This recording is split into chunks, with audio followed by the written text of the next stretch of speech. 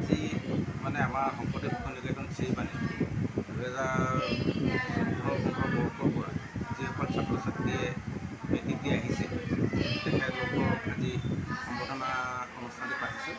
তাত আৰম্ভণিৰে পৰা 100% উত্তীৰ্ণলৈ আমাৰ যি অপূৰ্ণতা সেইটো বজাই ৰাখিছে আৰু সেই মৰ্মে গত কেইবছৰৰ দৰে এইবছৰ আমি এই ছাত্ৰ ছাত্ৰীসকলক সম্বৰ্ধনা জনাইছোঁ। এইবাৰ আমাৰ 9জন ছাত্ৰ ছাত্ৰী আছিল, তাৰে 6জনে প্ৰথম বিভাগত উত্তীৰ্ণ হৈছে আৰু 3জন দ্বিতীয় বিভাগত উত্তীৰ্ণ হৈছে। লগতে আমাৰ প্ৰতি বছৰে পাতি অহাৰ দৰে এইবছৰো মাতৃ সন্মিলনী সভাখন আয়োজন কৰিছোঁ।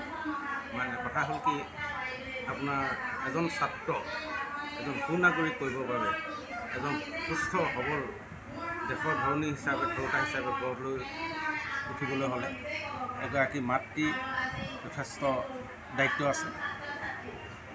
ঘৰখনৰ পৰিৱেশ বা মাতৃৰ যি দায়িত্ব কৰ্তব্য সেইখিনি সুচাৰুৰূপে তেখেতলোকে কেনেধৰণে ঘৰখনত পালন কৰিব বা তেওঁ শিশুটিক কেনেধৰণে আৰম্ভণিৰ পৰা বুজাই বঢ়াই এজন সুস্থ সবল নাগৰিক কৰি তুলিব, এই সম্পৰ্কত বুজাই দিবৰ বাবে আজি সভাখন আহ্বান কৰিছিলোঁ। এই সভাত আমি নিৰ্দিষ্ট বক্তা হিচাপে মৈধল মহাবিদ্যালয়ৰ অসমীয়া বিভাগৰ মুৰব্বী অধ্যাপিকা শ্ৰীযুত ডক্টৰ কৰবী গগৈ বাইদেউ নিমন্ত্ৰণ জনাইছোঁ, কবিতা গগৈ। লগতে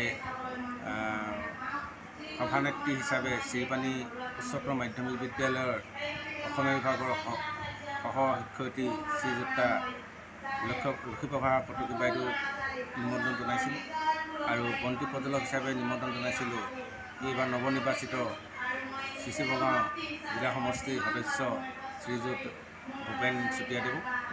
লগতে শ্ৰীবাণী উচ্চ মাধ্যমিক বিদ্যালয়ৰ অধ্যক্ষ মহোদয় বিশিষ্ট অতিথি হিচাপে নিমন্ত্ৰণ জনাইছিলোঁ।